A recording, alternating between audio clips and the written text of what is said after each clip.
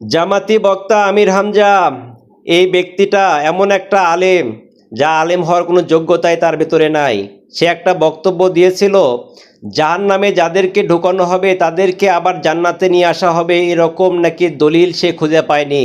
অথচ সহিহুল বুখারীর প্রথম খণ্ডে 42 নম্বর হাদিসটা এসেছে ওই বিষয়ের ওপরেই।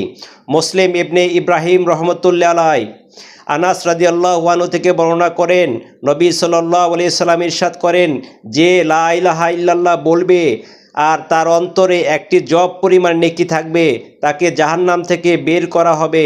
এবং যে লা ইলাহা ইল্লাল্লাহ বলবে আর তার অন্তরে একটি গম পরিমাণও নেকি থাকবে, তাকে জাহান্নাম থেকে বের করা হবে।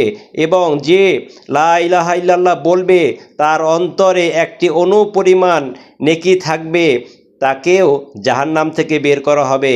অথচ আমির হামজা এত বড় একজন জগৎ বিখ্যাত মুনাফিকদের আলেম, সে খুঁজেই পায় নাই।